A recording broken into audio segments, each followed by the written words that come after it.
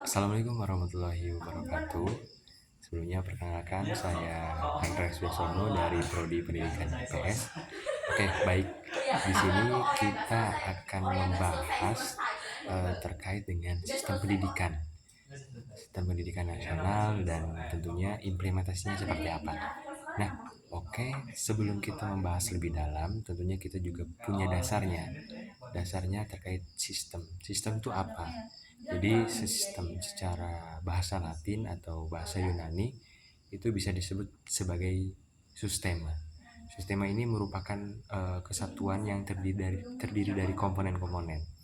Komponen-komponen ini tentunya memiliki keterkaitan dalam usaha untuk mencapai tujuan yang diharapkan, begitu. Nah, untuk selanjutnya secara yuridis, pengertian sistem pendidikan nasional itu tertuang dalam Undang-Undang Nomor 20 Tahun 2003 Pasal 1 Ayat 3 yang berbunyi, sistem pendidikan nasional adalah keseluruhan komponen pendidikan yang saling terkait secara terpadu untuk mencapai tujuan pendidikan nasional.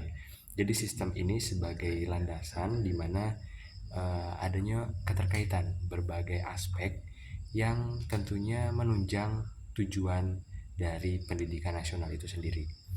Nah, untuk selanjutnya kita akan membahas tujuan dari sistem pendidikan ini.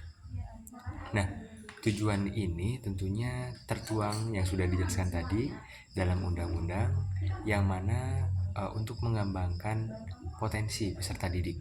Jadi tujuan sistem pendidikan nasional itu tentunya mengembangkan potensi peserta didik supaya menjadi manusia. Jadi generasi selanjutnya itu bisa mengembangkan potensi untuk menjadi manusia yang beriman, bertakwa, berakhlak mulia, sehat, berilmu, cakap, kreatif, mandiri, serta menjadi warga negara yang demokratis dan bertanggung jawab. Jadi aspek dari kognitif, afektif, fisikomotorik terangkum di dalam tujuan sistem pendidikan nasional, yang mana diharapkan juga sebagai warga negara yang demokratis. Dalam artian kita juga menyesuaikan dengan Pancasila, ideologi kita. Dan tentunya kita mengambil tindakan ataupun reaksi itu harus bertanggung jawab. Jadi begitu untuk tujuannya. Nah, untuk selanjutnya kita akan membahas terkait dasar, fungsi, dan tujuan. Sebenarnya dasar dan fungsi serta tujuan dari sistem pendidikan ini sendiri sudah disebutkan tadi di undang-undang, yang mana disebutkan bahwa pendidikan memiliki fungsi mengembangkan kemampuan. Jadi sudah tertuang juga di tujuan, serta membentuk watak dan peradaban bangsa yang bermartabat dalam rangka mencerdaskan kehidupan bangsa. Jadi seiring berjalannya waktu, tentunya ada upaya dalam mencerdaskan kehidupan bangsa, yang mana juga ini diharapkan pemerintah kita dalam upaya mendorong Indonesia Emas tahun 2045. Nah, untuk selanjutnya ada komponen dari sistem pendidikan ini sendiri. Tentunya kita tidak asing lagi terkait kurikulum pedoman pendidikan kita, yang mana ada kurikulum 2006, ada kurikulum 2013, kurikulum Merdeka 2020 yang menjadi dasar penyelenggaraan pendidikan, yang menjadi pedoman bagi peserta didik maupun pendidik. Nah, untuk selanjutnya tenaga pendidik. Tenaga pendidik itu tentunya sebagai arah suatu jalan, arah suatu pergerakan pendidikan, arah suatu bangsa ini mau kemana, yang dipegang tentunya sebagai tenaga pendidik. Tenaga pendidik ini sendiri memiliki peran yang sangat penting dalam membentuk generasi, dalam mengembangkan potensi yang dimiliki oleh peserta didik. Untuk selanjutnya sarana dan prasarana. Sarana dan prasarana ini tentunya sangat berguna dan sangat penting juga untuk menunjang pembelajaran, yang mana ketika sudah sarana dan prasarana tercukupi, maka proses pembelajaran dapat terlaksana dengan baik. Nah, untuk selanjutnya keterlibatan masyarakat. Keterlibatan masyarakat ini tentunya sangat penting juga, yang mana ini ada hubungannya dari mulai peserta didik yang sudah dididik di masyarakat, dididik di keluarga yang tentunya menjadi pembentuk juga dalam upaya mencerdaskan kehidupan bangsa. Jadi adanya keterlibatan masyarakat ini diharapkan membantu sistem pendidikan ini berjalan dengan baik.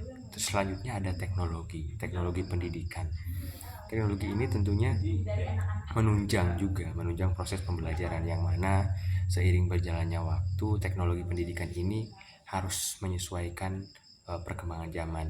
Jadi adanya adaptasi dan penyesuaian untuk terus menciptakan insan yang berkualitas, manusia yang berkualitas. Jadi implementasi yang efektif dari komponen-komponen ini memerlukan kerjasama antara pemerintah, lembaga pendidikan, masyarakat, sektor swasta, yang mana dukungan finansial yang memadai juga penting untuk menjaga kualitas dan kelangsungan sistem pendidikan nasional.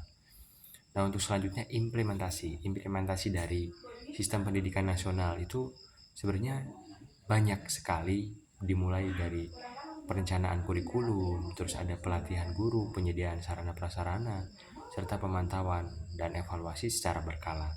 Pemerintah perlu bekerjasama dengan semua pemangku kepentingan untuk memastikan sistem ini efektif dan dapat menghasilkan lulusan yang kompeten. Dukungan masyarakat dan investasi yang memadai juga kunci dalam mewujudkan keberhasilan implementasi tersebut.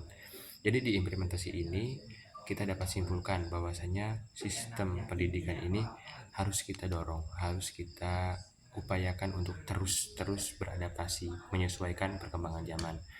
Yang mana di implementasi ini juga ada komponen dari mulai kurikulum, dari mulai teknologi pendidikan, tenaga pendidikan, sarana dan prasarana yang harus menyesuaikan perkembangan zaman. Mungkin dari aku sendiri untuk materi kali ini dicukupkan. Mohon maaf bila ada kata ataupun sikap yang kurang berkenan. Sekian dari saya. Mohon maaf. Sekian, terima kasih. Wassalamualaikum warahmatullahi wabarakatuh.